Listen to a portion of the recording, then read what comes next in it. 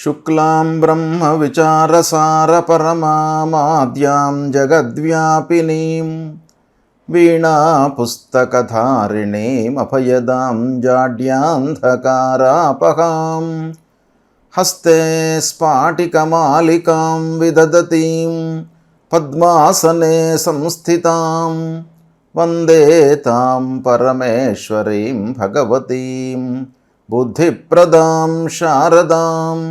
శ్రీ మహాగణాధిపతయే నమః. శ్రీ మహాసరస్వత్యై నమః. శ్రీ గురుభ్యో నమః. 2026వ సంవత్సరంలో మేషరాశిలో జన్మించినటువంటి వారికి, అంటే మేషరాశి జాతకులకు సంవత్సర గోచార ఫలితం ఎలా ఉంది అనేటువంటి విషయాన్ని తెలుసుకుందాం. ముందుగా ఈ 2026వ సంవత్సరంలో ముఖ్యమైనటువంటి గ్రహాలు గురు, శని, రాహువు, కేతువు. ఈ 4 గ్రహాల యొక్క సంచారము ప్రధానంగా ఈ రాశిలో జన్మించినటువంటి వారికి చాలా ఉంటుంది. ఎందుకంటేను ఈ గ్రహాలు ఎక్కువ రోజులు ఉంటారన్నమాట ఒక రాశి లోపల. కాబట్టి ఈ గ్రహాల యొక్క ఎఫెక్ట్ అనేది బాగా ఉంటుంది. కనుక ఈ 4 గ్రహాలను ప్రధానంగా తీసుకొని మనము గోచార ఫలితం ఎలా ఉంటుంది అనేటువంటి విషయాన్ని తెలుసుకుందాం.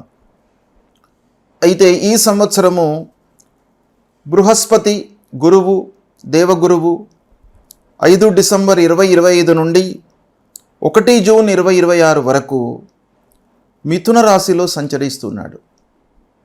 ఇందులో 13 ఏప్రిల్ వరకు వక్ర మార్గంలో ఉంటూ 13 ఏప్రిల్ తర్వాత రుజుమార్గంలోకి వచ్చి మిథున రాశిలో సంచరిస్తున్నాడు. తదనంతరం 1 జూన్ 2026 నుండి 31 అక్టోబర్ 2026 వరకు కర్కాటక రాశిలోకి ప్రవేశిస్తున్నాడు. బృహస్పతికి కర్కాటక రాశి ఉచ్చస్థానము. ఈ ఉచ్చస్థానంలో సంచరిస్తున్నాడు 31 అక్టోబర్ వరకు. తదనంతరం మళ్ళీ సింహరాశిలోకి ప్రవేశిస్తున్నాడు.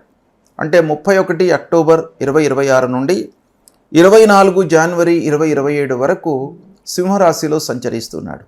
ఈ విధంగా ఈ సంవత్సరము అంటే 2026 సంవత్సరంలో గురువు 3 రాశులలో సంచరిస్తున్నాడు. అంటే రాశిత్రయ సంచారం ఉంది అన్నమాట ఈ సంవత్సరము. ఇక శనేశ్వరుడు ఈ సంవత్సరం మొత్తం కూడాను మీనరాశిలో సంచరిస్తున్నాడు. రాహువు కుంభరాశిలో సంచరిస్తున్నాడు. ఈ సంవత్సరం చివరి వరకు కూడాను అంటే 5 డిసెంబర్ 2026 వరకు కుంభరాశిలో సంచరిస్తున్నాడు. ఎండింగ్లో ఒక 20 రోజులు మట్టుకు మకర రాశిలోకి ప్రవేశిస్తున్నాడు. అదేవిధంగా కేతువు సంవత్సరం మొత్తం కూడాను సింహరాశిలో సంచరిస్తూ సంవత్సర అంత్యంలో 20 రోజులు కర్కాటక రాశిలోకి ప్రవేశించి కర్కాటక రాశిలో సంచారం ప్రారంభిస్తున్నాడు. ఈ విధంగా 2026వ సంవత్సరంలో ఈ ప్రధానమైనటువంటి గ్రహాల యొక్క సంచారం ఉంది. ఈ గ్రహాల యొక్క సంచారం మూలకంగా మేషరాశి జాతకులకు ఎలా ఉంది అనేటువంటి విషయాన్ని చూసినట్టయితే గురువు ప్రధానంగా 3, 4, 5 స్థానాలలో సంచరిస్తున్నాడు. 3వ స్థానంలో సంచారం ప్రతికూలంగా ఉంటుంది. ఇది 1 జూన్ వరకు ఉంది. 1 జూన్ తర్వాత 4వ స్థానంలోకి ప్రవేశిస్తున్నాడు. ఇది 31 అక్టోబర్ వరకు ఉంది. 31 అక్టోబర్ నుండి 24 జనవరి 2027 వరకు మళ్ళీ 5వ స్థానంలో సంచరిస్తున్నాడు. అంటే 3, 4, 5 స్థానాలలో సంచరిస్తున్నాడు బృహస్పతి. 3వ స్థానంలో సంచారము ప్రతికూలం గోచార రీత్యా, 4వ స్థానంలో సంచారం కూడాను ప్రతికూలమే అయినప్పటికీ మేషరాశి వారికి భాగ్యాధిపతి 4థ స్థానంలో ఉచ్చ స్థానంలో సంచరించడము ఇది కొంత కలిసి వచ్చేటువంటి అంశం. దాని తర్వాత మళ్ళీ 5వ స్థానంలోకి ప్రవేశిస్తున్నాడు. ఇది అన్ని రకాలుగా కలిసి వస్తుంది. ఈ విధంగా మనం చూసినట్టయితే గురువు యొక్క సంచారము ఓవరాల్గా మేషరాశి వారికి జూన్ 1 నుండి సంవత్సరాంతం వరకు కూడాను బాగానే ఉంది.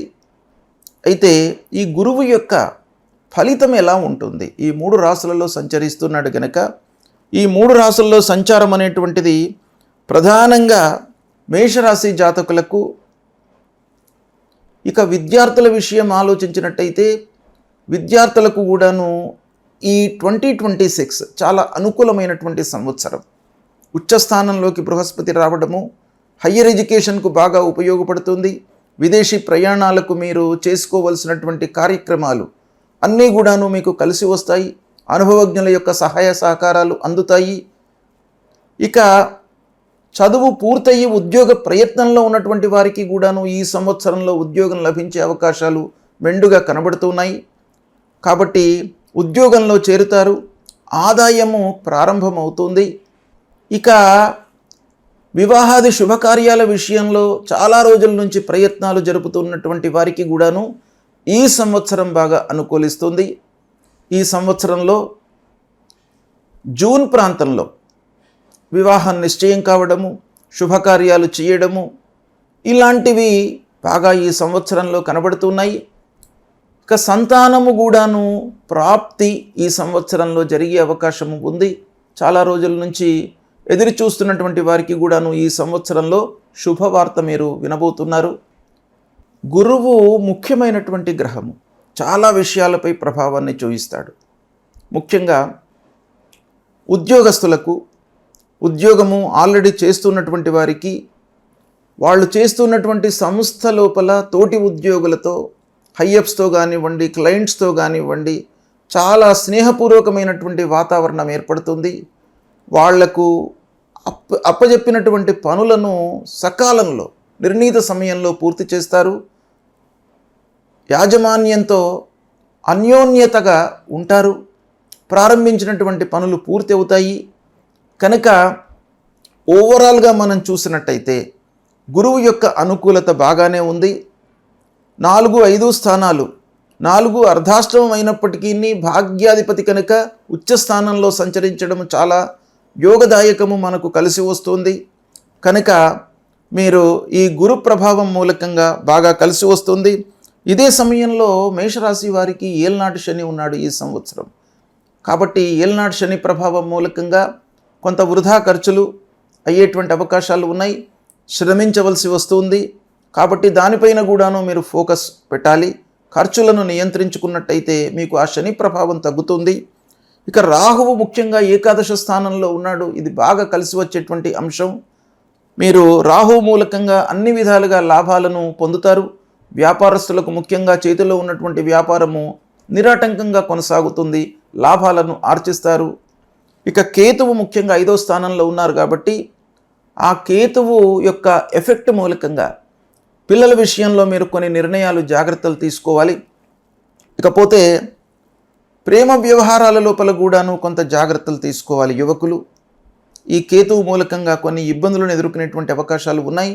ఇక మీడియా రంగంలో ఉన్నటువంటి వారికి, సాహిత్య రంగంలో ఉన్నటువంటి వారికి, బ్యాంకింగ్ సెక్టార్లో ఉన్నటువంటి వారికి, వీళ్ళందరికీ కూడాను ఈ గురు ప్రభావం మూలకంగా, రాహు ప్రభావం మూలకంగా మంచి జరిగేటువంటి అవకాశాలు బాగా కనబడుతున్నాయి.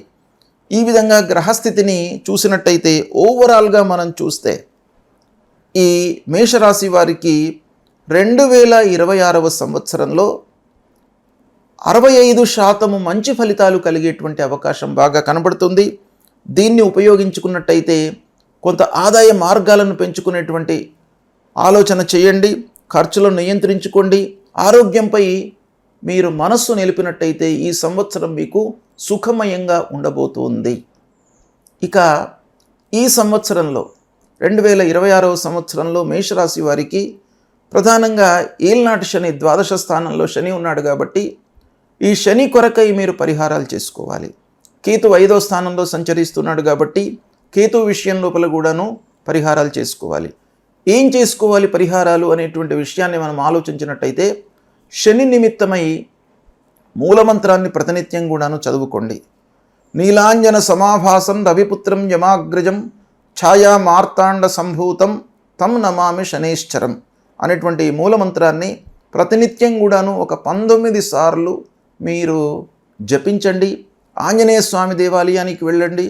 హనుమత్ దర్శనం మూలకంగా మీకు అన్నీ కూడాను ఈ సంవత్సరము శుభ ఫలితాలు కలుగుతాయి. విఘ్నేశ్వర స్వామిని పూజించండి. విఘ్నాలు లేకుండా మిమ్మల్ని కాపాడుతాడు ఆ వినాయకుడు.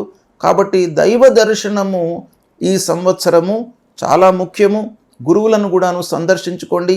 అన్ని రకాలుగా కూడాను మీకు శుభ ఫలితాలు కలుగుతాయి. శుభం.